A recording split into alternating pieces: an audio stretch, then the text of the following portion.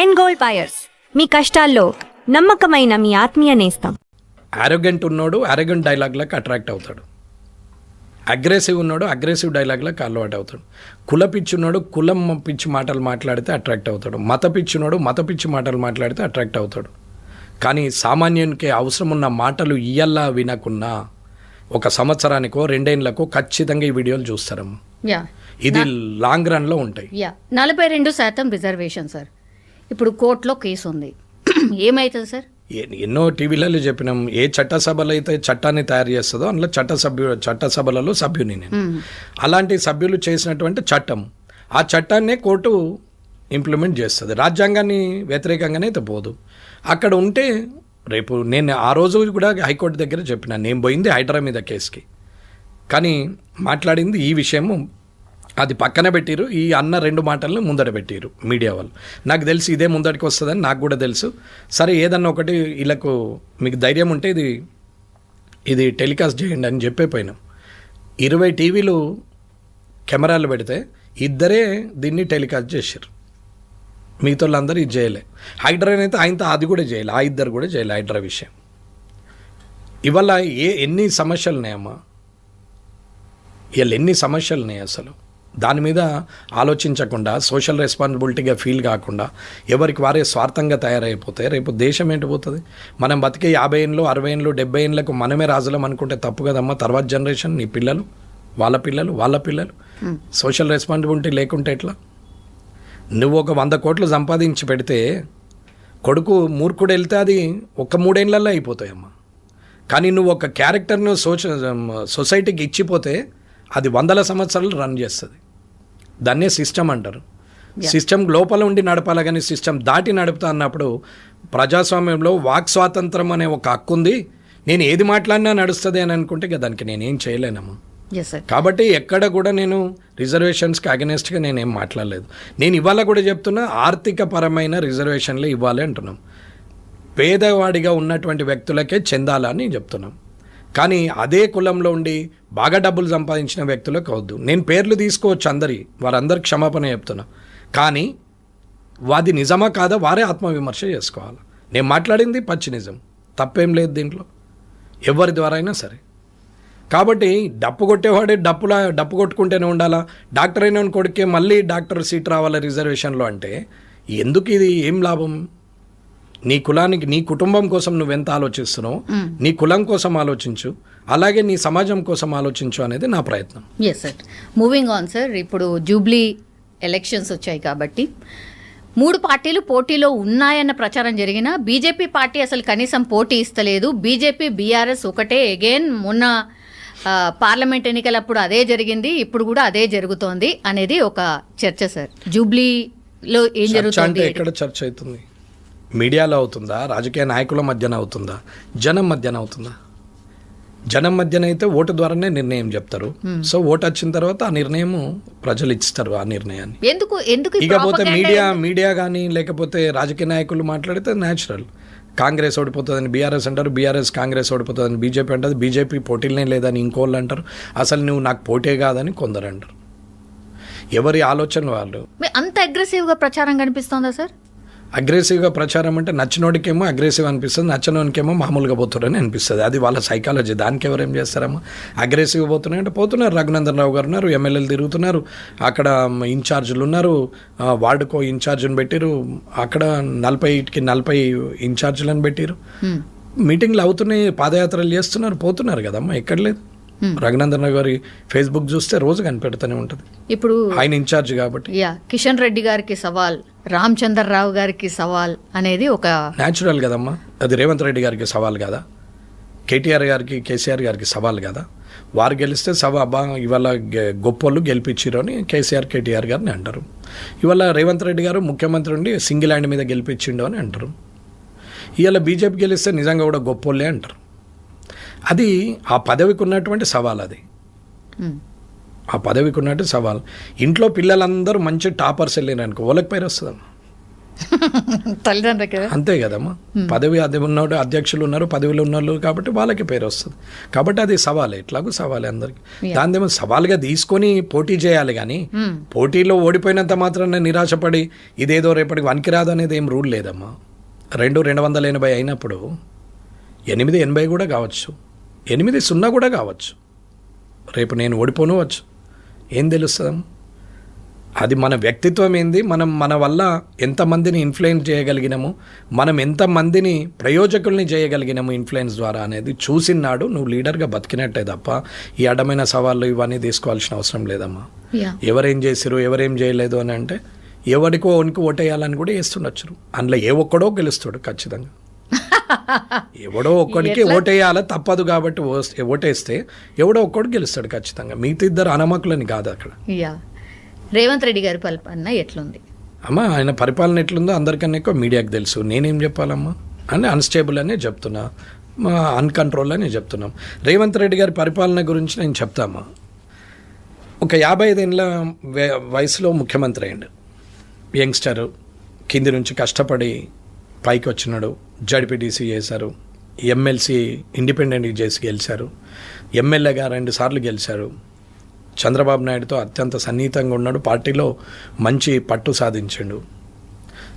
కాలక్రమేణా అది ఇబ్బందులు వచ్చినాయి, అందరికి వచ్చినాయి, నాకు వచ్చింది, ఆయనకు వచ్చింది, ప్రతి ఒక్కరికి వచ్చింది. తెలంగాణ ఆంధ్ర విడిపోతే తర్వాత ఆయన కాంగ్రెస్లో జాయిన్ అయ్యాడు, ఎంపీ అయ్యాడు, పిసిసి ప్రెసిడెంట్ అయ్యాడు. ఒక పక్క పార్టీలోకి వెళ్ళి వచ్చి షార్ట్ టైంలో పిసిసి ప్రెసిడెంట్ కావడం it's a great thing. Immediate MP కావడం అంటే అది ఎవరైనా వస్తారు పోతారు, టికెట్ ఇస్తే గెలిచే అవకాశం వస్తే గెలుస్తారు, టైంను బట్టి నడుస్తుంది అనుకోవచ్చు. కానీ ఒక పార్టీలో, ఒక ప్రాంతీయ పార్టీలో ఉన్నటువంటి వ్యక్తి నేషనల్ పార్టీలో పిసిసి ప్రెసిడెంట్గా వచ్చిర్రు అని అంటే అది గ్రేట్ అచీవ్మెంట్. నేను దానికి ఆయనను అప్రిషియేట్ చేస్తాను. వచ్చిన తర్వాత ఆయన మొబిలైజేషన్, పాయింట్ ఆఫ్ వ్యూ, మాట్లాడడం అవన్నిటి వల్ల కూడా ఛాన్స్ వచ్చింది. సరే, ఛాన్సు మన శక్తి వల్ల రావచ్చు, ఎదుటోని దెబ్బ కొట్టడానికో ఓడించడానికో. అయితే మన శక్తితో రావచ్చు, లేదా ఎదుటోని అశక్తితో కూడా రావచ్చు. మీరు వీక్ అయితే నేను స్ట్రాంగ్ ఆటోమేటికల్. అది నేను స్ట్రాంగ్ అయితే ఆటోమేటికల్గా మీరు వీక్. ఇది అందరు గుర్తుంచుకోవాలి. అది ఒక్కడి గొప్పతనం కాదు, ఇద్దరు గొప్పతనం.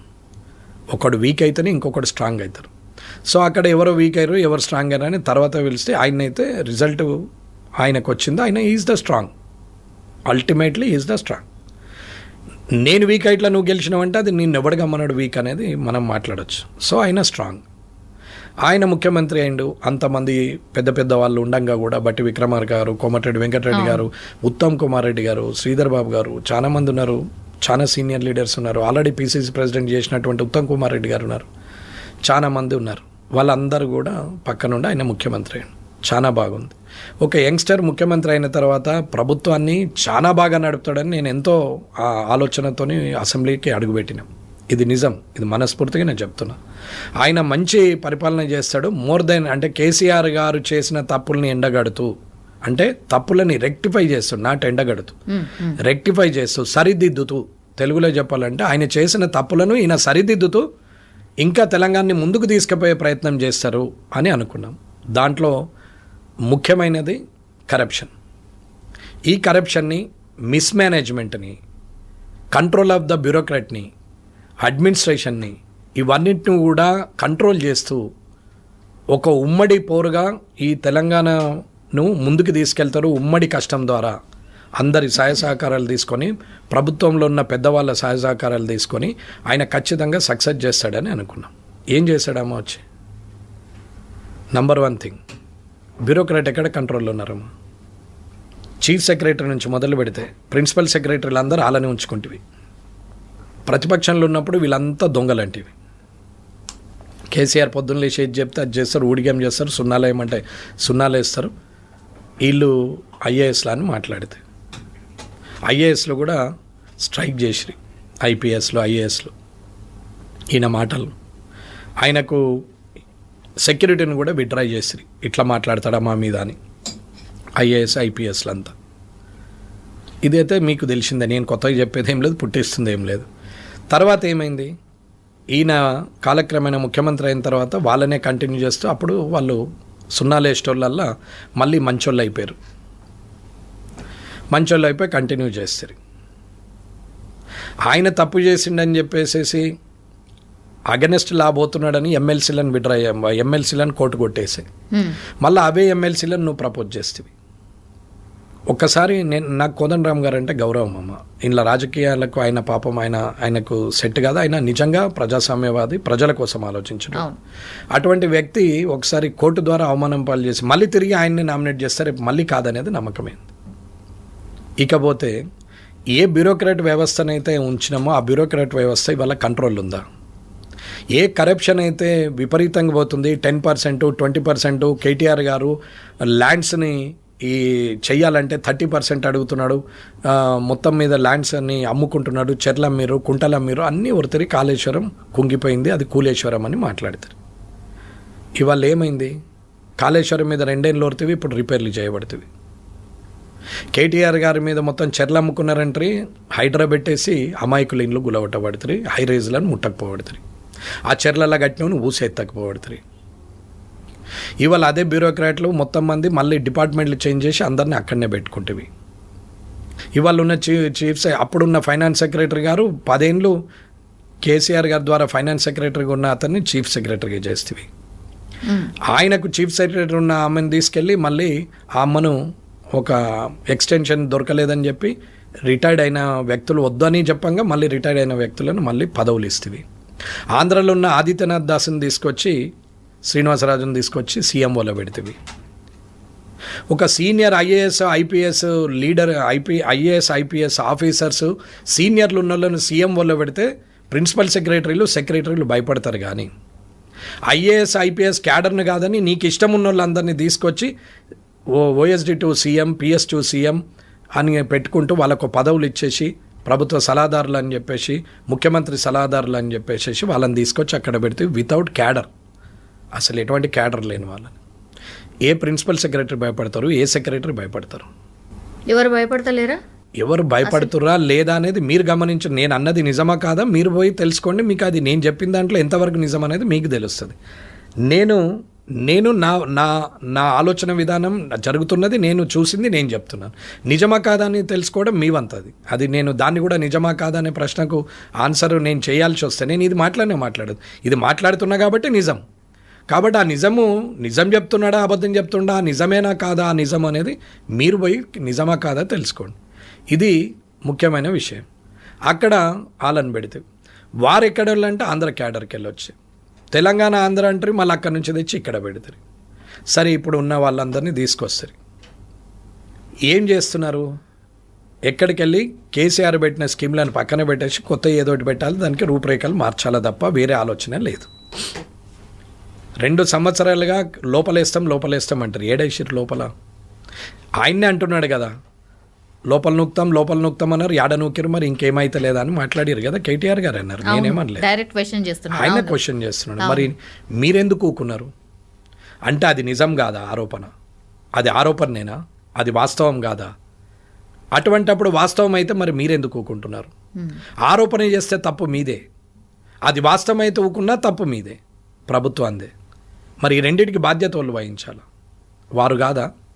ప్రభుత్వం కాదా? ముఖ్యమంత్రి గారు కాదా? క్యాబినెట్ మంత్రులు కాదా?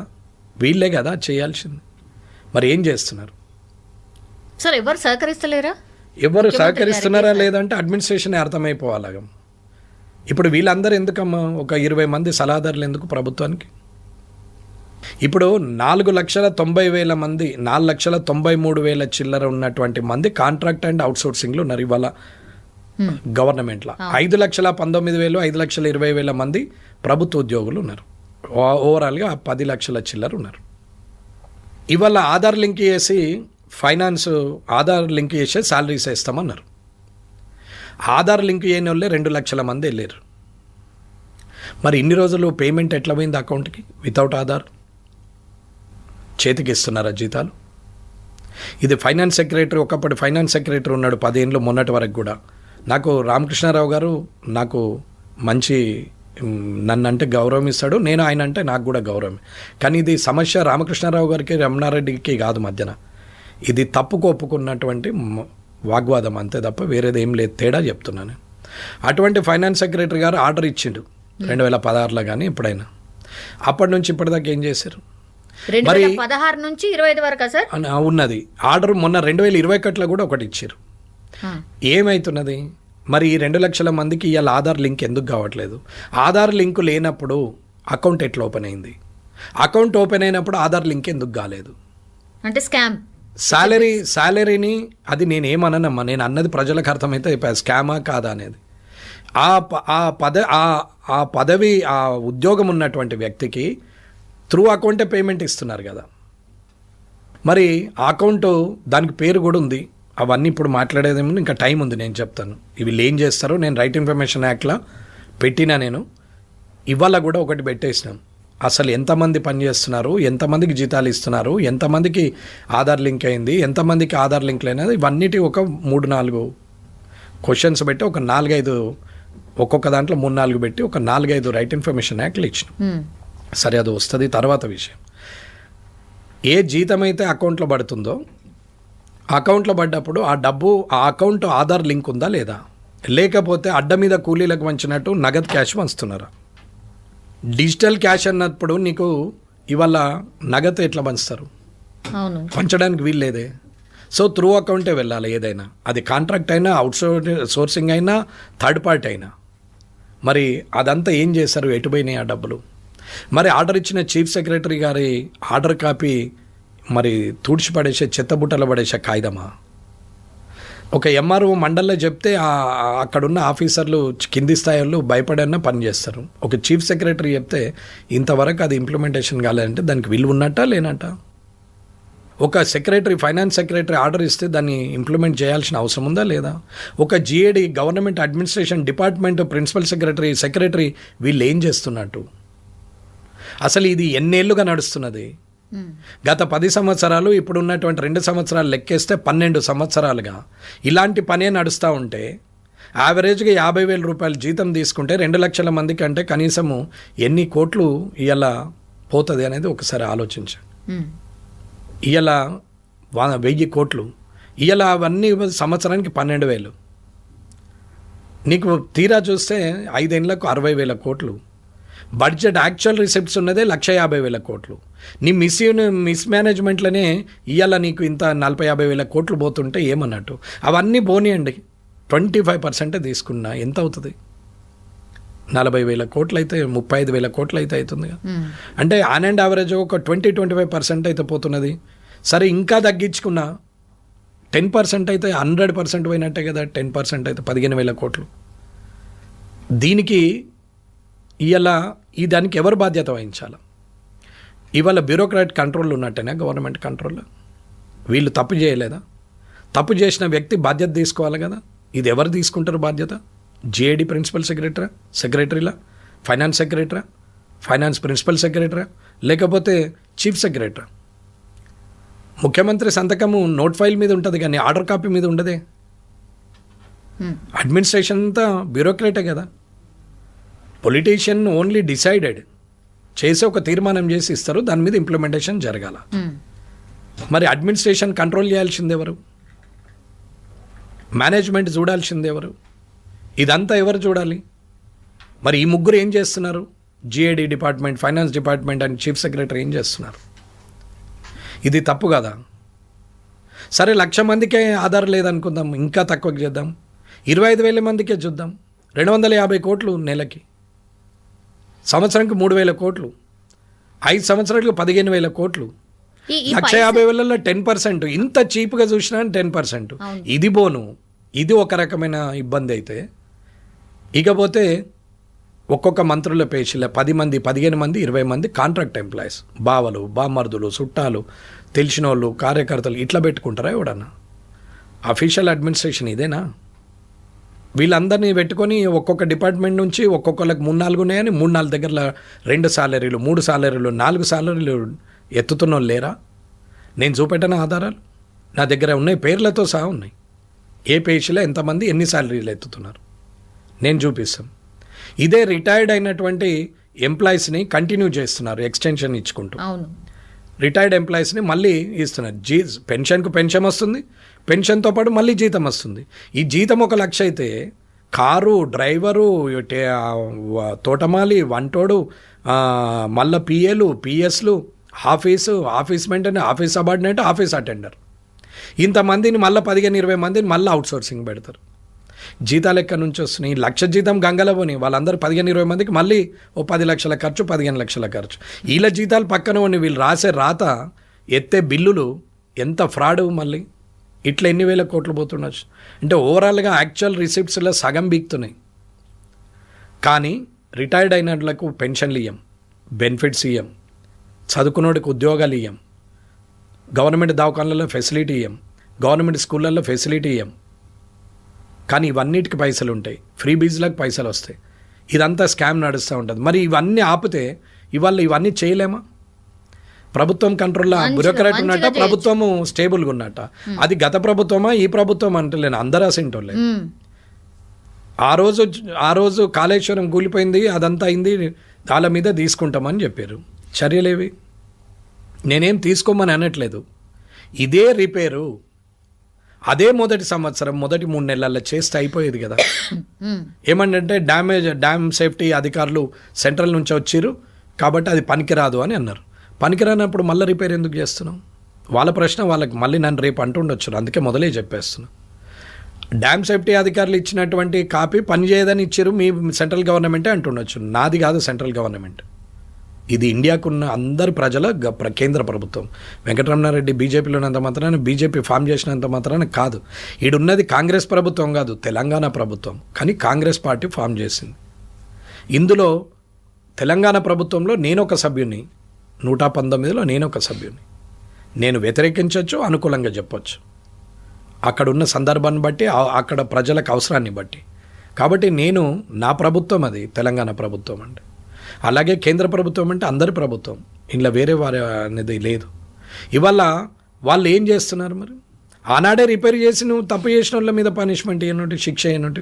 2 సంవత్సరాలుగా రైతులను అందరికీ ఇది లేదు, ఇది పోయింది, అది పోయింది, ఇది పోయింది అని చెప్పినావు. అదృష్టం మంచిగా ఉంది రైతులకు కాబట్టి, కంటిన్యూ ఫుల్ వర్షాలు పడ్డాయి కాబట్టి ప్యాడీ పెరిగింది. కాళేశ్వరం వల్ల ప్యాడీ పెరిగిందని వాళ్ళు చెప్పుకోవచ్చు, కాళేశ్వరం లేకున్నా ప్యాడీ పెరిగిందని నువ్వు చెప్పుకుండొచ్చు. కానీ ఇది నేచర్ యొక్క గొప్పతనము, ఇది రైతుల అదృష్టం అని చెప్పే నాయకుడు అయితే లేడు. అది అదృష్టం మీద నడిచినటువంటి పంట, ఆ పంట వచ్చింది. ఇవాళ దాన్ని అప్పుడు రిపేర్ చేయనుంటే ఇప్పుడు ఎందుకు రిపేర్ చేస్తున్నావు? మరి అప్పుడు డ్యామ్ సేఫ్టీ అధికారులది లెటర్ కనిపించేది, ఇప్పుడు ఎందుకు కనపడట్లేదు? సిబిఐకి సెంట్రల్కి అప్పేసినావు, అయిపోయింది, కేసు అయిపోయింది, నీ చేతిలో ఏం లేదు.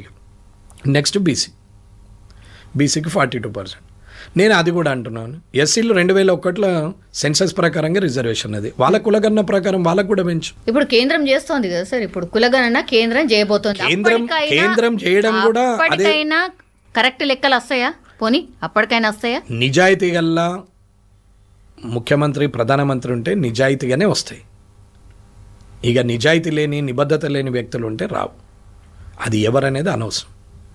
నేనేమంటున్నాను, నువ్వు ఒక బీసీనే పట్టుకున్నావు కదా, మరి ఎస్సీ ఎస్టీని ఎందుకు వదిలేసినావు అంటాం. ఇప్పుడు వాళ్ళని లేపాలా నేను? ఎస్సీ ఎస్టీని అసలు కులాలద్దు, మతాలద్దు, ఆర్థికపరమైన రిజర్వేషన్ ఇవ్వండి.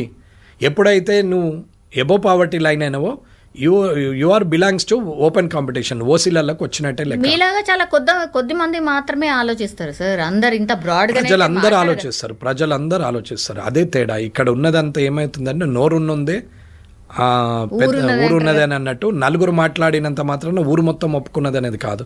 రాజకీయ నాయకులు, కుల సంఘ నాయకులు అన్నంత మాత్రాన పూర్తిగా ప్రజలందరూ యాక్సెప్ట్ చేసిరని కాదు. నేను మాట్లాడినంత మాత్రాన ఇది సత్యమో అనేది కూడా కాదు. అది కాదా అవునా అనేది కూడా వెరిఫై చేసుకోవాల్సిందే అని చెప్తున్నా. కాబట్టి అడ్మినిస్ట్రేషన్ ఎక్కడుంది? ఇక్కడ రిటైర్డ్ అయిన వాళ్ళను కంటిన్యూ చేస్తారు. ఇంత రిటైర్డ్ అయిన వాళ్ళకి యావరేజ్ తీసినా సార్ నెలకు 60 కోట్లు, సంవత్సరంకి 720 కోట్లు, 5 ఏళ్ళకి అదొక 3,000-4,000 కోట్లు, 3,500, 3,560, 3,600 కోట్లు. అంటే ఇట్లా అన్ని కలుపుకుంటూ పోతే యాక్చువల్ రిసిప్ట్స్లో ఎంత పోతుందమ్మా? దేనికి పైసలు లేవంటున్నారు కదా సార్. పైసలు ఇట్లా అవునమ్మా. చిల్లుకుండల నీళ్ళు నింపితే ఏముంటాయి? చిల్లుకుండల నీళ్లు నింపితే అది జనం దిక్కుపోయే పైప్ లైన్లకే పోతలేవు కదా. ఈ పొక్కలు కొట్టిందంతా మనోళ్ళే కదా, మనమేనైతే రాజకీయ నాయకులు, మీడియా వాళ్ళు, బ్యూరోక్రాట్లు అందరు కలిసి ఒకటైన తర్వాత ప్రజలకు రావాల్సిన నీళ్ళు వస్తాయా? ఒక పట్వారి, ఒక పటేలు, ఒక కర్ణము, ఒక వీళ్ళందరూ కలిస్తే మామూలునికి ఎందుకు పోతుంది భూమి? నీళ్ళు ఎందుకు పోతాయి? మొదలు వీని పంట వండినాకనే వాని పంట. అసలు ఫ్రీ స్కీమ్స్ ఉండాలనా సార్? ఫ్రీ బీజ్ ఎందుకు ఉండాలి? అవసరమే లేదు. ఎవరు అడిగారు? ఏ ఒక్క ప్రజలన్నా మాకు ఇది కావాలని అడిగినట్టు 1947 నుంచి ఇయ్యాలటి వరకు ప్రజల నుంచి వచ్చిన డిమాండ్, ఒక ధర్నా, ఒక రాస్తారోకు, ఒక ప్రొటెస్ట్, ఇది కావాలని అడిగింది ఏదన్నా ఉన్నదో నాకు చెప్పానండి. సార్ మొత్తం తీసేద్దాం సార్, మొత్తం తీసేస్తే ఎవరైనా ఓటేస్తారా? ఎందుకేరమ్మా? ఇప్పుడు ఏమన్నా నచ్చేస్తున్నారా? ఇంతకన్నా వరెస్ట్ అయితే ఉండదమ్మా. ఇప్పుడు ఏమన్నా నచ్చేస్తున్నారు అనుకుంటున్నారా? తప్పదు కాబట్టి వేస్తున్నారు. ఓట్ పర్సంటేజ్ ఎందుకు తగ్గుతుందమ్మా? ఇది అర్థం కాదా? ఓట్ పర్సంటేజ్ ఎందుకు తగ్గుతున్నది? ఏ పోయేసి ఏం లాభం అంత పిచ్చోళ్ళు తిరగానే కాడికి వస్తున్నారు. ఒక ఫ్రస్ట్రేషన్కి వచ్చేసి నెగ్లిజెన్సీ మొదలైంది. 100% కావాల్సింది అయితలేదే. ఎందుకు ఓటైనోనికి స్కీములు? ఓటైనోనికి ఇండియన్ ఆధార్ కార్డు ఎందుకు? అసలు ఎపిక్ కార్డు ఉన్నోడికి ఆధార్ కార్డు ఉండాలంటే ఓటు వేయాల్సిందే. ఓటేస్తేనే నీకు కరెంట్ వస్తుంది, నీకు నల్ల వస్తుంది, నీకు రోడ్ వస్తుంది, నీకు పర్మిషన్ వస్తుంది, నీకు ఇల్లు కట్టుకోవడానికి అవకాశం వస్తుంది, నీ బ్యాంక్ అకౌంట్ ఓపెన్ అవుతుంది, నీకు జీతం వస్తుంది, నీకు ఉద్యోగం వస్తుంది, నీకు లోన్ వస్తుంది అని పెట్టిన రోజు ఓటు ఎందుకు వేయడమ్మా? ఎంత పెద్దోడైనా సరే లైన్లో నిలబడొచ్చి ఓటేస్తాడు. ఎంత ఉన్నోడైనా సరే లైన్లో నిలబడొచ్చి ఓటేస్తాడు. ఎంత ముసలోడైనా సరే లైన్లో వచ్చి నిలబడి.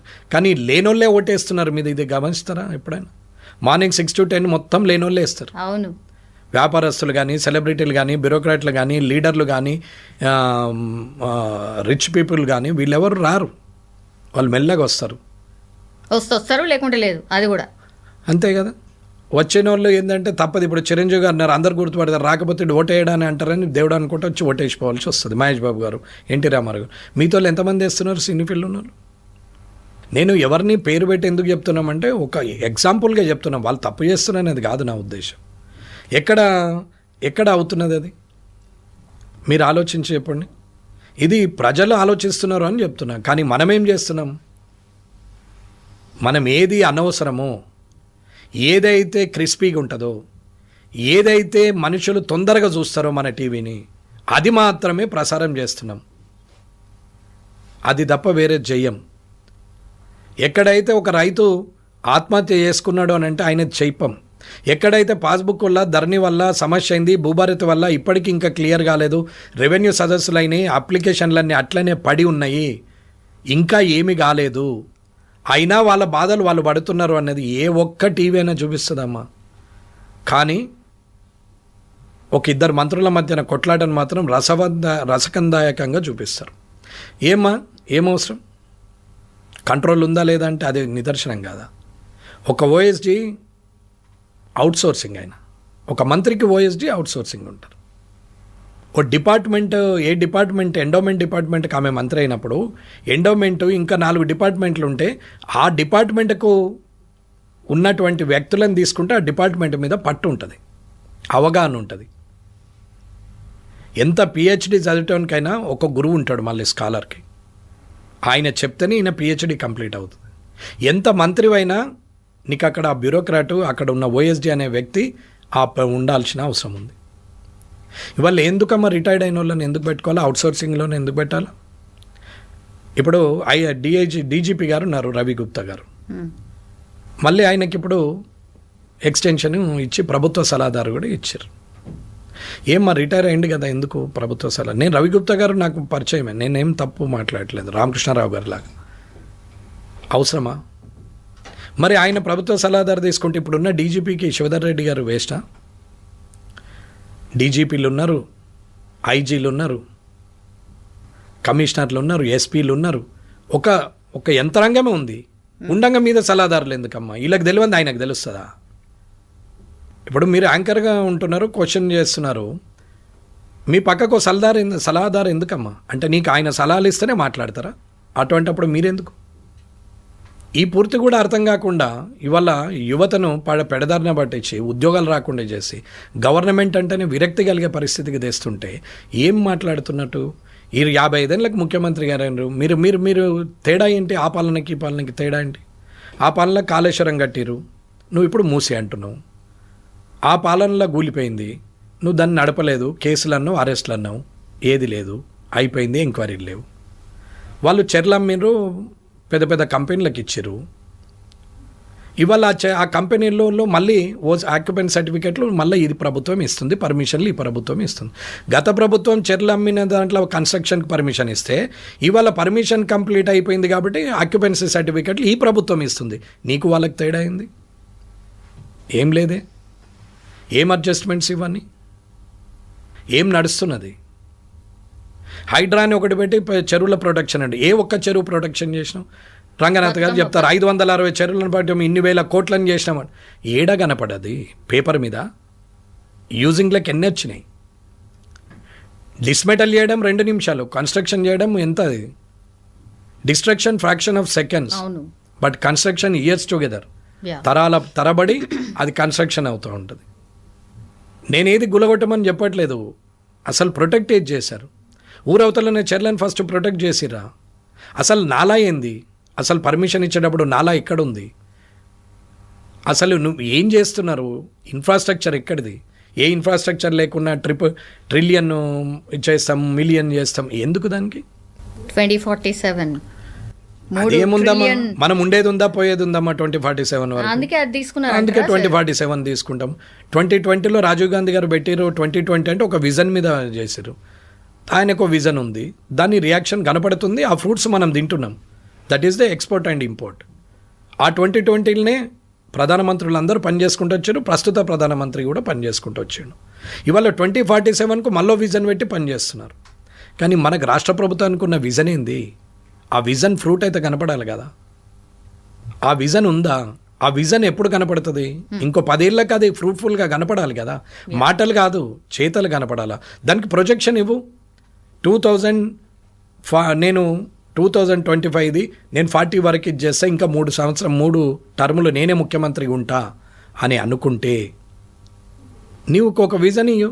2025 నుంచి 30 వరకు ఇది, 30 to 35 ఇది, 35 to 40 ఇది, నేను ఇలా అనుకుంటున్నాం, ఇవన్నీ చేంజెస్. ఫస్ట్ ఫేజ్ ఇది, సెకండ్ ఫేజ్ ఇది, థర్డ్ ఫేజ్ ఇది, ఫేజ్ వైజ్ ప్రోగ్రామ్ ఇవ్వండి. అసలు ఏదానికైనా డీటెయిలింగ్ ఉందా? అసలు పైలట్ ప్రాజెక్ట్ ఉందా? ఇప్పటివరకు చేసిన స్కీమ్లకు ఒక ఆన్లైన్ అంటారు, యాప్లు అంటారు, అన్నిటికీ కూడా యాప్లు అని పెడుతున్నారు. తీరా చూస్తే ఓనికి ఆన్ కాదు, ఎంఆర్ఓకి ఆన్ కాదు, ఎండిఓకి ఆన్ కాదు, ఏ ఆఫీసర్కు ఏ అధికారులకు ఆన్ కాదు. అది మళ్ళీ ప్రభుత్వం ఆన్ చేసినప్పుడే ఆన్ అవుతుంది. ఒక కన్ఫ్యూజన్ లో ఉందా సార్? ఒక అంటే ఏమంటారు, ఒక క్లారిటీ లేకుండానే ముందుకు పోతుందా? అవునమ్మా, ఆన్లైన్ పేపర్ ఇప్పుడు హార్డ్ కాపీస్ ఉన్నప్పుడే ఆఫీసులలో భయం అనేది ఒకటి ఉండే. కౌంటర్ సైన్ అనే సిస్టమ్ ఉన్న రోజులు భయం ఉండే అధికారులకు. ఇవాళ సింగిల్ సైన్ ఆన్లైన్. ఎవరికి కనపడాలా ఫైల్? ఎవరు చూడగలగాలి? పబ్లిక్ డొమైన్లో ఉంటున్నాయా సార్? పెట్టగలుగుతున్నారా? ఆ ధైర్యం ఉందా? ఉంటే కులగనేది కులాల వైజ్ పెట్టినవా? పెట్టు కదా, కులాల వైజ్ పెట్టు. నువ్వు వింతే పెట్టు, ఆటోమేటిక్గా అవుతుంది. చూస్తారు ఇంకో 10 ఏళ్లలో ఎట్లా చేయాలా, మేమేం చేయాలం అనేది ఆలోచిస్తారు.